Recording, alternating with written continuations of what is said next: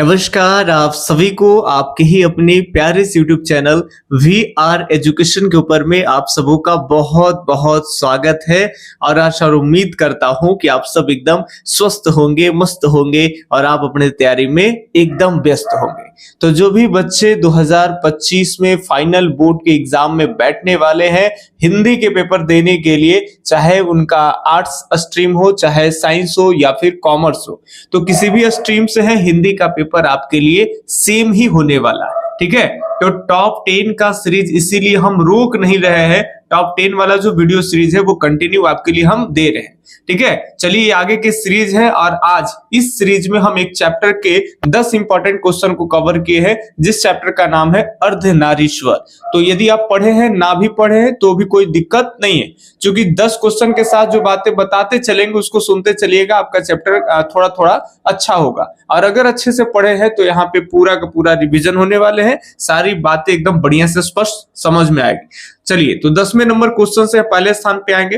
तो आज का पहला क्वेश्चन ही आपका 10वां क्वेश्चन, पहला क्वेश्चन मानिए आप, पुरुष जब नारी के गुण लेता है, बात चल रही है कि यदि कोई पुरुष नारी का गुण ले ले तब वो देवता बन जाता है, किंतु नारी जब नर यानी पुरुष के गुण अगर सीखती है तब वह राक्षस हो जाती है। यह कथन किनका है? क्या दिनकर जी का है, रविंद्रनाथ यानी रविंद्रनाथ टैगोर, या प्रेमचंद्र का है, या फिर इनमें से कोई नहीं?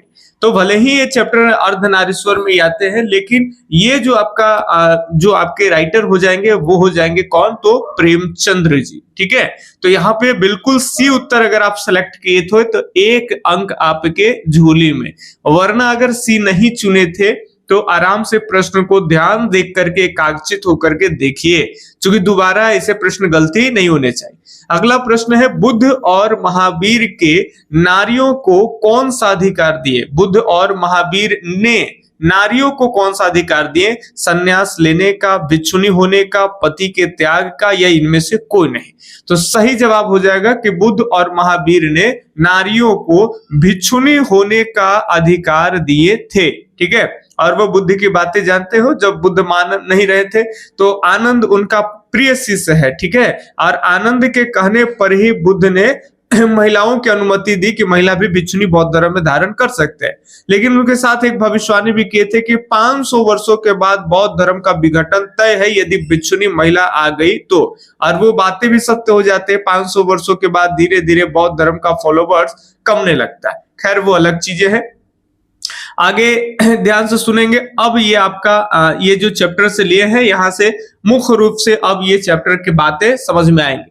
दिनकर जी के अनुसार 8वें नंबर प्रश्न है, दिनकर जी के अनुसार यदि पति विचार है तो पत्नी क्या है? बहुत बढ़िया सा सवाल है। आप पढ़े होंगे दिनकर जी के ये अर्धनारीश्वर वाला चैप्टर, जिसमें आधे नारी और आधे नर की यहाँ पे चर्चा की गई है, जिसमें ये कल्पना किया गया है कि आधे नर का जो भाग है वो शिव है और उनकी जो पत्नी पार्वती, आधा नारी में पार्वती। ठीक है, और चैप्टर के अंदर सारी चीजें पढ़े कि कैसे इनके हाथ में डमरू है, उनके हाथ में बीना है, आप पढ़े होंगे, आपको एक झलक याद दिला रहे। ठीक है, अब यहाँ बताएंगे कि दिनकर जी के अनुसार यदि पति विचार है तो पत्नी क्या है? बुद्धि है, समझ है, भावना है, इनमें से कोई नहीं। फटाफट से आप लोग उत्तर करेंगे कि कौन से उत्तर सही होंगे। आप पढ़े थे वहां पे कि यदि अगर नर या पति मान के चलेंगे कि यदि वो पति पेड़ है तो पत्नी या नारी समझ सकते हैं कि वो क्या है भाई? तो वो है लता है। ठीक है, पेड़ में जो चारों तरफ से लत्ता जानते हो ना, एकदम जकड़े रहते हैं। यदि पति या नर आप जो समझिए, अगर वो धूप है तो महिला जो है यानी नारी जो है वो क्या हो जाएंगे? तो वो चांदनी हो जाएंगी। उसी तरह से आपको बताने हैं कि यदि दिनकर जी के हिसाब से यदि पति विचार है तो बताएंगे कि पत्नी क्या है? तो सही उत्तर होगा कि पत्नी भावना हो जाएंगे। याद रखेंगे, यदि पति विचार है तो पत्नी क्या हो जाएगी? पत्नी भाई मेरे भावना हो जाएगी। ठीक है, चलिए, तो एकदम पढ़े होंगे तो याद हो जाएगा, नहीं तो याद कर लीजिएगा। प्रश्न ऐसे है, हो सकता है कि बोर्ड जो है इसमें से कोई दे दे, इसमें से, तो ये ध्यान रखिएगा। ठीक है, चलिए अगले सवाल हमारा है 7 नंबर प्रश्न है, दिनकर जी की पहली कविता कब प्रकाशित हुई? बहुत बढ़िया सा सवाल है, बहुत खूबसूरत सा सवाल है कि दिनकर जी की पहली कविता कब प्रकाशित हुई? 1920 में, 1925 में, 1930 में या फिर 1935 में? फटाफट से बताएंगे। ऐसे जानकारी के लिए बता दें, दिनकर साहब जी का जन्म जो था वो 1908 ईस्वी में हुआ था, और जब भारत में खास करके छात्र आंदोलन चल रहे थे बिहार में, यानी 1974 की बात करें तो 1974 में दिनकर जी की मृत्यु हुई थी। तो ये जन्म हो गया और ये मृत्यु हो गया। जन्म इनका हुआ था सिमरिया में, जो कि बेगूसराय बिहार में पड़ता है। ठीक है, तो कुछ कुछ बातें आप याद करते चलेंगे, और यदि याद किए थे भूल गए तो आपका रिवीजन है।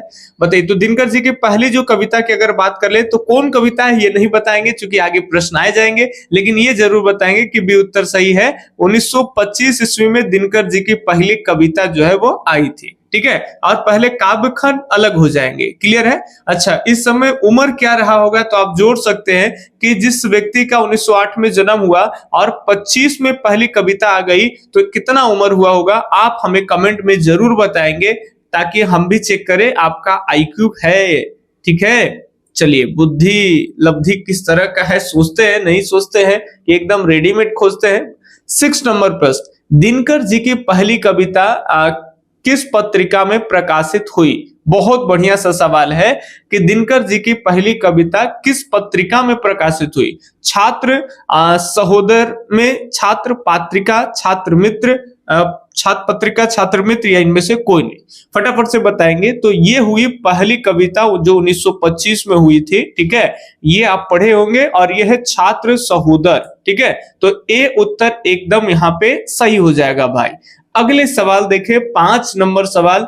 आप लोग एकदम खूब हिंदी के वीडियो को शेयर करिए आप अपने भाई मित्रों के पास में, और अच्छे तरीके से सारी चीजें करा दिए जाएंगे सही आंसर के साथ। बताएंगे दिनकर जी की पहली काव्य पुस्तक कौन सी है? अब आपसे कविता नहीं कही जा रही है, काव्य पुस्तक की बात की जा रही है। कौन से हो जाएंगे? कुरुक्षेत्र हो जाएंगे, हुंकार, या फिर रसवंती हो जाएंगे, या प्रण भंग हो जाएंगे? तो पहले आप काव्य पुस्तक का नाम बताइए। तो अगर आप इसमें से डी उत्तर चूज किए हैं तो एकदम आपके खाते में 1 अंक और चला गया।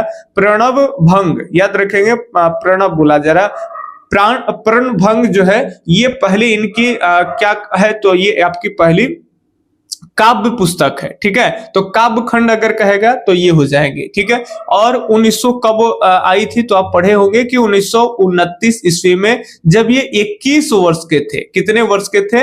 21 वर्ष के जब ये थे, तो 1929 ईस्वी में पहली जो है वो काव्य पुस्तक आई, जिसको प्रण भंग कहते हैं। क्लियर? चलिए अगले सवाल के तरफ देखें, तो ये रहा आपके सामने चौथे नंबर सा सवाल।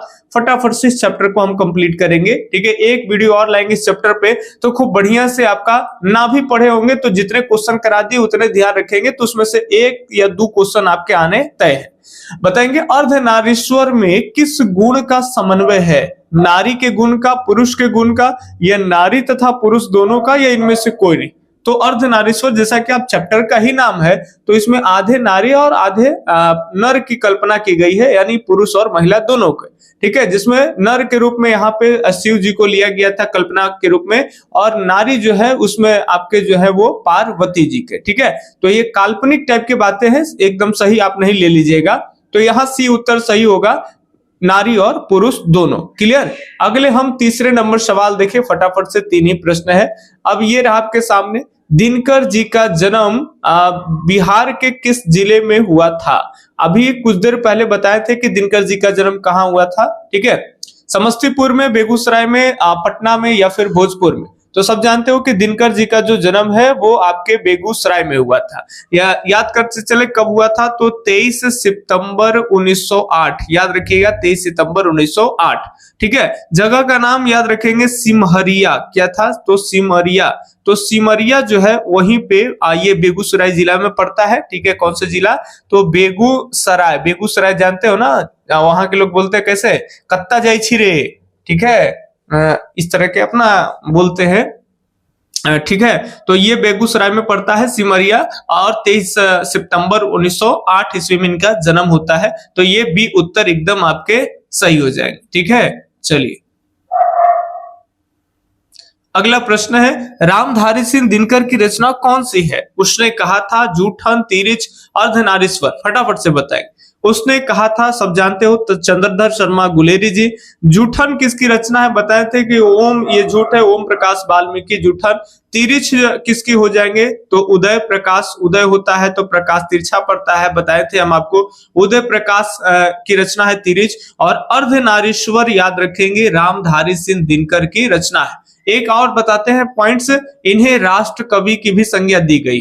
तो राष्ट्र कवि किसे कहा जाता है? तो रामधारी सिंह दिनकर को। सारी बातें ध्यान में रखिएगा, बस 10 क्वेश्चन इसलिए कराते हैं ताकि बहुत कम क्वेश्चन हो तो फोकस आपका अच्छा से होगा। ज्यादा क्वेश्चन में बच्चे धीरे धीरे बोर होने लगते हैं, ठीक है, उनका कंसंट्रेशन जो है वो एकाग्रता बिगड़ने लगता है।